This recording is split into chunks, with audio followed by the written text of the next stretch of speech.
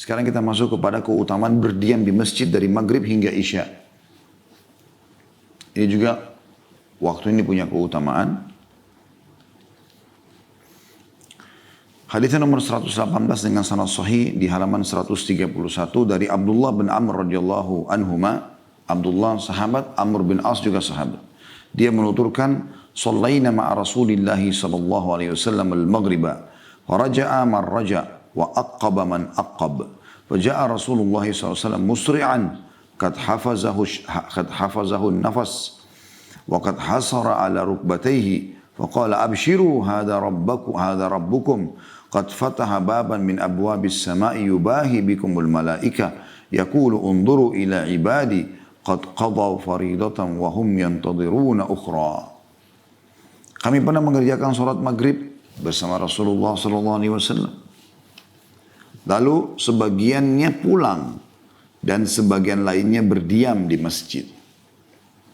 Lalu Rasulullah SAW datang terburu-buru dengan nafas tersenggal. Dan beliau menyingkap kedua lututnya. Ya, karena buru-buru biasanya orang angkat ya, bagian bawah supaya bisa segera berjalan cepat atau lari gitu. Lalu Rasulullah SAW datang terburu-buru dengan nafas tersenggal dan beliau menyingkap kedua lututnya. Seraya bersabda, "Bergembiralah, ini Rabb kalian. Sungguh dianya besar," kata ganti Allah, "telah membuka satu pintu dari pintu-pintu langit untuk membangga-banggakan kalian kepada para malaikat. Seraya berfirman, lihatlah hamba-hambaku, mereka telah menunaikan kewajiban dan mereka menanti kewajiban lainnya." Diriwayatkan Ibnu Majah dan Ahmad. Hadits ini teman-teman sekalian, seperti yang penulis ya, berikan judulnya, menyebutkan tentang keutamaan menunggu antara maghrib sama isya.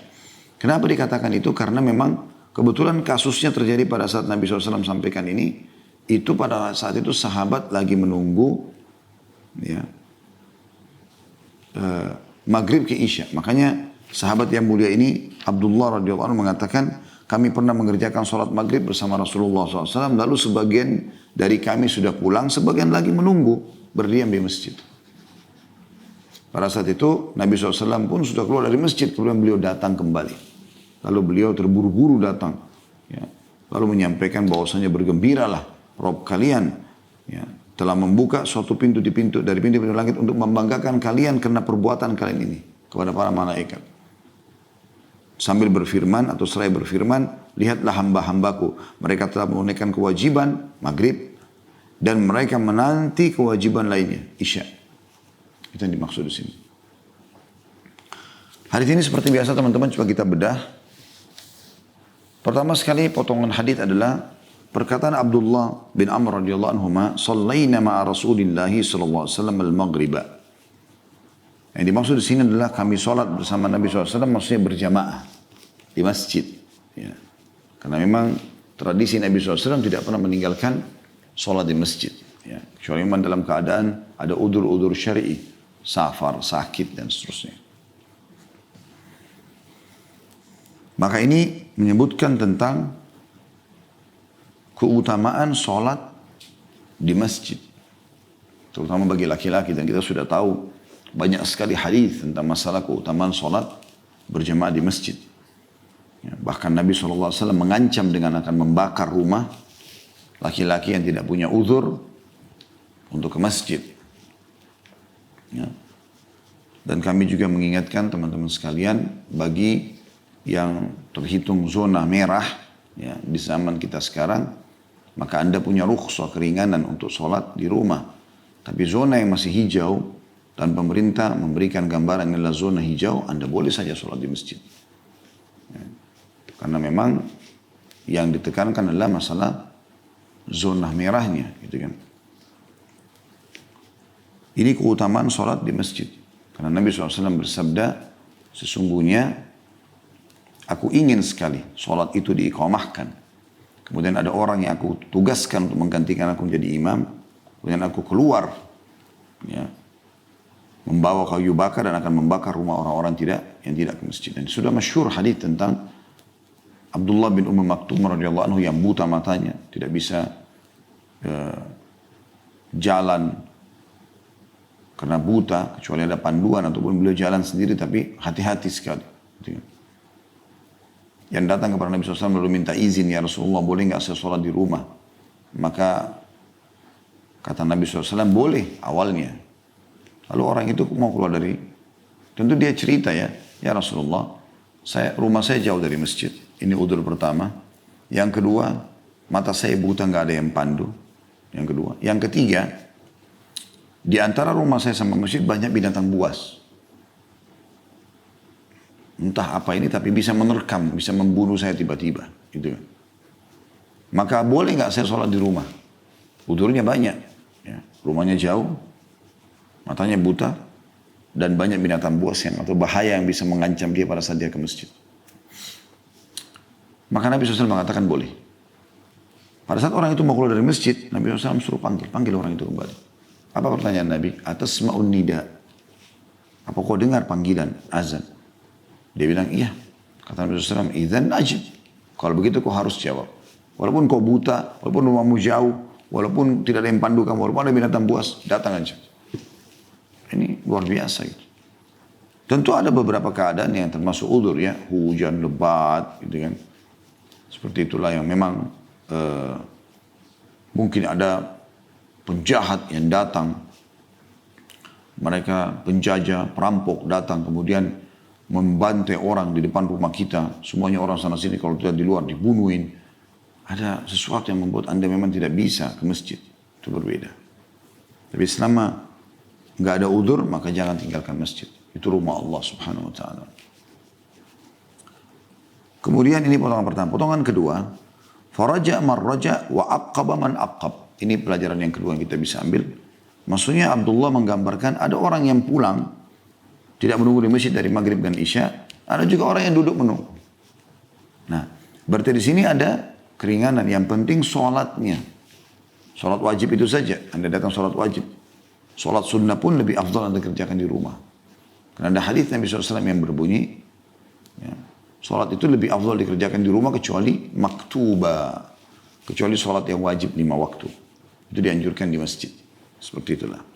Maka ini potongan kedua. Artinya yang penting setelah sholat Anda boleh pulang. Anda juga boleh nunggu di masjid. Bebas saja.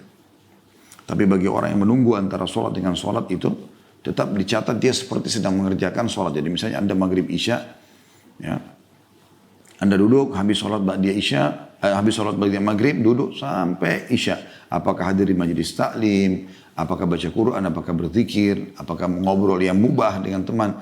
Dengan niat ingin menunggu sholat isya, maka dia dicatat seperti itu dalam keadaan sholat di waktu itu.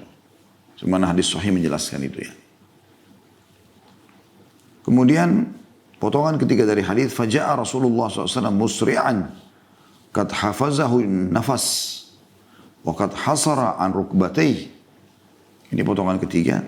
Maka tiba-tiba Rasulullah SAW datang kepada kami dengan terburu-buru dan dengan nafas senggal tadi atau terengah-engah karena buru-burunya. Biasa orang kalau buru-buru ya maka nafasnya lebih kencang gitu kan. Dan beliau telah mengangkat atau menyingkap lututnya karena biasanya orang kalau buru-buru supaya tidak jatuh ya bajunya diangkat karena di zaman dulu ya yang disebutkan adalah mereka menggunakan izar dan rida mirip sama kain ihram itu ya. Kain sarung kita gitu-gitu ya. Maka ada bagian bawah. Beda dengan celana. Kalau celana mungkin sudah bisa lebih cepat ya walaupun tidak disingkap. Tetapi kalau gamis atau sarung maka umumnya seperti itu. Dan ini menandakan ya potongan ini memberikan pelajaran tentang pentingnya informasi yang akan disampaikan. Karena Nabi SAW begitu terburu-burunya. Bisa bermakna juga Nabi SAW ingin segera menyampaikan wahyu dan khawatir jangan sampai sahabat sudah pulang semua ke rumah. Ya, sementara berita ini harus disampaikan pada saat itu. Ini yang dimaksud dalam hadis. Kemudian potongan keempat, faqala, maka Nabi SAW sampaikan beritanya, abshiru hadza rabbukum. Terimalah berita gembira. Ini Tuhan kalian telah menyampaikan sesuatu. Nah, kalimat abshiru ini jadi pelajaran buat kita sendiri. Yaitu teman-teman sekalian, kita dianjurkan untuk menyampaikan berita gembira. Selalu menggembirakan. Makanya Nabi SAW mengatakan, basyiru wala tudaffiru.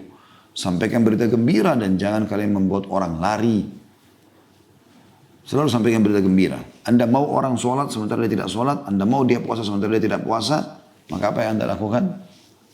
Sampaikan keutamaannya. Motivasi. Apa yang dia dapat kalau dia sholat, apa yang dia dapat kalau dia puasa, apa yang dia dapat kalau dia zikir, apa yang dia dapat kalau dia berdoa. Itu namanya besyir, berita gembira. Gitu kan? Kalau dia nolak, baru Anda menyampaikan ancamannya. Jangan mulai dengan ancaman. Sampaikan berita gembira. Bahkan kepada berita-berita memang yang membahagiakan. Orang menikah, kita ucapkan selamat. Orang punya anak, kita ucapkan selamat. Dia lulus, kita ucapkan selamat. Apa saja. Bahkan orang sakit pun dianjurkan kita menyampaikan berita gembira kepada dia. Bahwasanya dengan sakit ini, dosa-dosa Anda akan diampuni. Seperti itu. Ya. Maka ini bagian daripada agama kita, absyiru. Terima berita gembira. Allah juga mengatakan mubashshir. Ya. Suruh sampaikan berita gembira kepada orang beriman dengan surga dan seterusnya. Begitu juga disuruh sampaikan orang-orang munafik, orang kafir, berita-berita tentang neraka bagi mereka. Nah, kalau kalian tetap dalam kekufuran, kalian akan mendapatkan berita neraka. Dan ini maksud dengan hadza rabbukum, ini Tuhan kalian, maksudnya di saat ini sekarang. Saya baru saja menerima wahyu dari Tuhan kalian. Potongan selanjutnya teman-teman sekalian.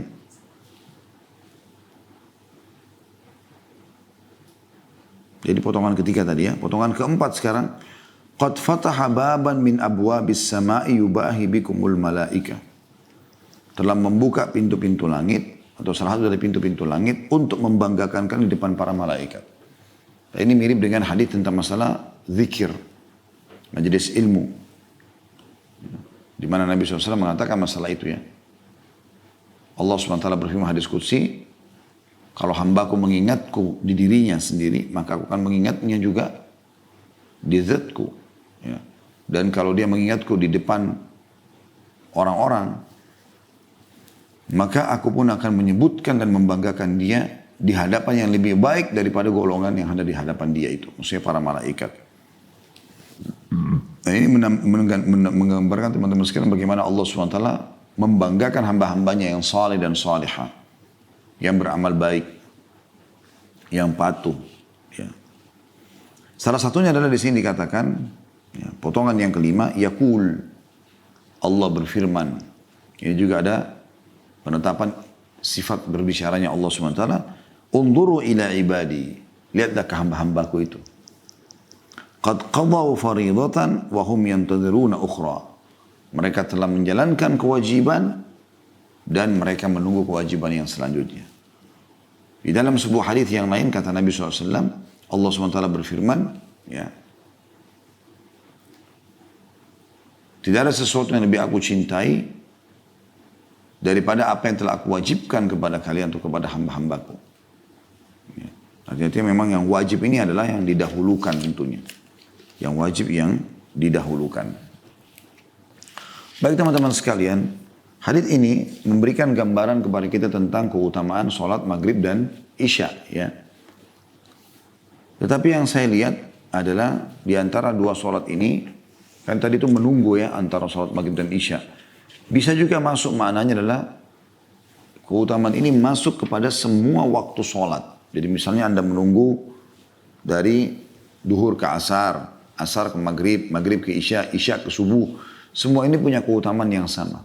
Allah Subhanahu wa ta'ala membangga-banggakan kita di hadapan para malaikat tersebut. Tapi kalau kita bicara masalah sholat isya, apalagi berjamaah, tadi sudah kita singgung subuh ya. Ada bab khusus ditulis oleh An-Nawawi dalam kitab Riyadhus Shalihinnya nomor 192. Bab dorongan untuk menghadiri sholat subuh dan isya berjamaah. Ada 3 buah hadis yang diangkat oleh beliau, atau tepatnya 4 buah hadis ya. Tapi 3 yang dinomori, diberikan nomor urut. Yaitu nomor 1078. Dari Utsman bin Affan radhiyallahu anhu. Beliau berkata, saya mendengar Rasulullah SAW bersabda, man shalla al-isya'a fi jama'ah فكأنما قام نصف الليل ومن صلى الصبح في جماعة فكأنما صلى الليل كله. Artinya Barang siapa yang melaksanakan sholat isya berjamaah, maka seolah-olah dia sholat separuh malam. Anda bayangkan dari mulai maghrib sampai pertengahan malam. Seperti ada sholat non-stop. Salam, bangun lagi takbir, begitu terus. Dengan sholat berjamaah isya. Dan barang siapa yang melaksanakan sholat subuh berjamaah, maka seakan-akan dia telah sholat semalam suntuk, diriwayatkan oleh Muslim. Maksudnya dia telah menyempurnakan setengah yang tersisa. Sebagaimana riwayat Tirmidzi dari Utsman bin Affan radhiyallahu anhu, beliau berkata Rasulullah SAW bersabda, "Man syahida al-isya'a fi jama'ah kana lahu qiyamu nisfi lailah, wa man shalla al-isya'a wal fajra fi jama'ah kana lahu ka qiyami lailah." Barang siapa yang menghadiri sholat isya berjamaah, ya, jadi ini mungkin bisa jadi saksi bahasan kita, ya, menunggu antara maghrib sama isya hanya karena supaya jangan kehilangan sholat isya'nya, ya, karena punya keutamaan tersendiri. Barang siapa yang menghadiri sholat isya berjamaah, ini juga menyebutkan tentang keutamaan sholat berjamaah di masjid, ya, dijaga. Maka dia mendapatkan pahala sholat separuh malam. Dan barang siapa yang melaksanakan sholat isya dan subuh berjamaah, maka dia mendapatkan pahala sholat semalam suntuk. Hadis ini disebutkan oleh Tirmidzi dengan dinyatakan hadis ini hasan sahih. Hadis ini teman-teman sekalian menyebutkan tentang keutamaan tadi. Karena kan kita sedang bahas tentang sholat isya. Sholat isya. Ya. Selanjutnya, Nawawi juga, Imam Nawawi mengangkat hadis nomor 1079 dari Abu Hurairah radhiyallahu anhu bahwasanya Rasulullah SAW bersabda, "Walau ya'lamuna ma fil atamati was subhi la atauhuma walau habwa." Seandainya mereka orang-orang mengetahui keutamaan yang ada pada sholat isya dan subuh, pasti mereka akan mendatanginya ke masjid mengerjakan berjamaah, ya, atau tepat waktu meskipun dengan merangkak. Hadis ini riwayat Bukhari Muslim.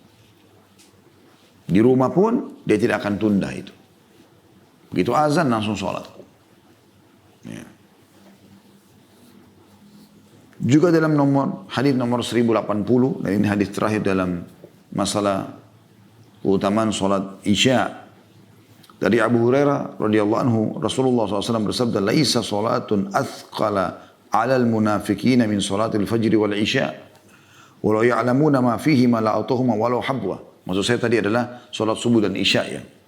Karena kita tadi menyinggung sholat subuh sebelumnya dan asar, kemudian ada juga maghrib dan isya, ya. Tapi kita di sini gabungan daripada hadis-hadis ini. Kata Rasulullah SAW, tidak ada sholat berjamaah yang lebih berat bagi orang-orang munafik daripada sholat subuh dan isya. Ini waktu di mana mereka tidur, pulas. Seandainya mereka mengetahui keutamaan yang ada pada keduanya, pasti mereka akan mendatanginya meskipun mereka merangkak. Meskipun mereka merangkak. Ya. Ini merupakan keutamaan yang luar biasa. Ya. Bagaimana mereka mendapatkan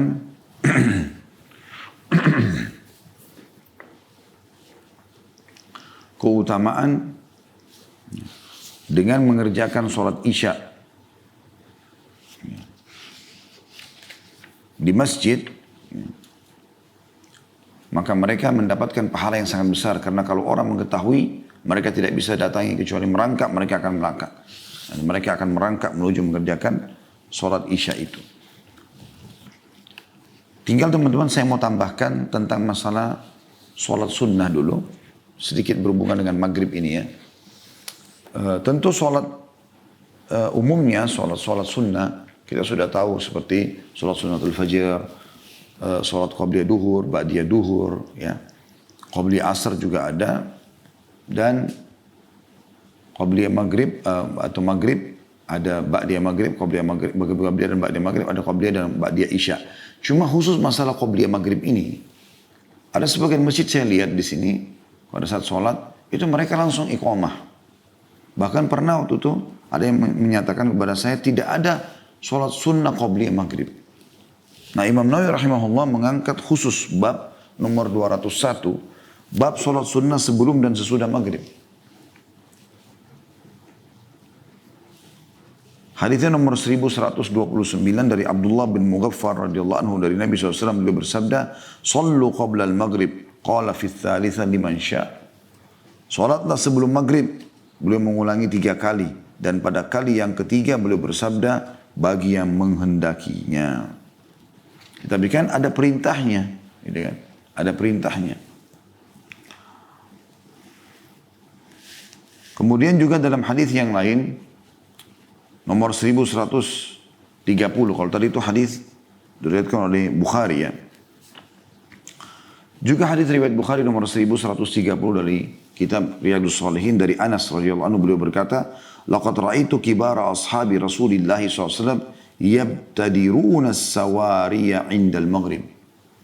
Saya menyaksikan sendiri, kata Anas bin Malik, sahabat-sahabat senior Rasulullah SAW yang dari awal-awal masuk Islam, penuh dengan keimanan hati mereka, berebut tiang-tiang masjid di waktu maghrib.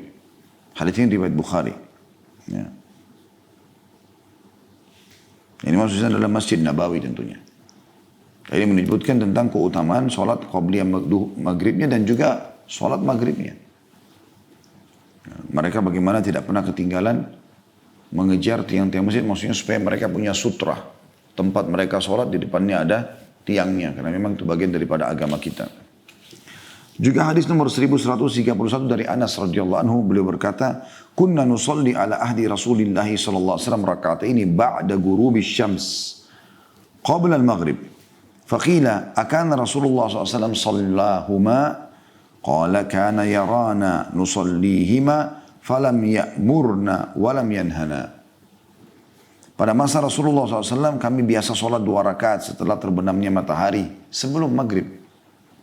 Ditanyakan kepada beliau, apakah Rasulullah SAW melakukan sholat 2 rakaat itu? Anas radhiyallahu anhu menjawab, beliau melihat kami sholat tapi beliau tidak memerintahkan dan juga tidak melarang kami. Hadis riwayat Muslim. Maksudnya boleh dikerjakan.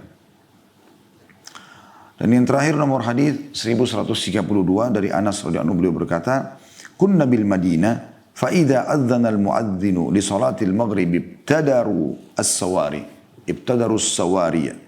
faraka'u rak'atain hatta inna ar-rajula al-ghariba la yadkhulu al-masjida fayahsabu anna as-salata qad sulliyat min kathrati man yusallihima.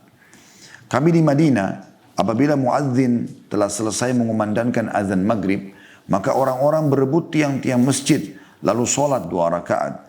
Hingga orang yang asing, ya maksudnya belum biasa sholat di masjid, ketika masuk masjid mengira bahwa sholat maghrib telah dimulai atau telah selesai. Karena banyaknya orang yang melakukan sholat 2 rakaat sebelum maghrib tersebut. Hadis ini diriwayatkan oleh Imam Muslim. Ya, oleh karena itu teman-teman sekalian, antara azan dan iqamah maghrib jangan buru-buru. Berikan kesempatan orang untuk kerjakan sholat, karena ini termasuk sunnah yang dikerjakan oleh para sahabat Nabi ridwanullahi alaihim. Ya. Baik, saya akan buka pertanyaan insyaAllah. Sebenarnya ada satu bab lagi ya, yang semestinya saya selesaikan pada hari ini, karena masih berhubungan dengan masalah sholat ya. Karena setelahnya nanti sudah bukan bahasan tentang sholat, tapi tentang zikir. Maka izinkan saya menyampaikan teman-teman, yaitu bab tentang perlindungan di awal hari. Hadis nomor 119, ini juga sebuah hadis saja. Sahih dari Nu'aim bin Hammar al-Ghatafani radhiyallahu anhu, bahwa dia mendengar Rasulullah SAW bersabda, qala Allah azza wa jalla, ya ibna Adam, la ta'jiz an 4 raka'atin min awalin nahar, akfika akhirah. Allah azza wa jalla berfirman, wahai anak Adam, janganlah merasa lemah untuk melaksanakan sholat 4 rakaat di awal hari. Niscaya aku mencukupimu di akhir hari. Diriwayatkan Ahmad, Abu Daud dan Ibnu Hibban.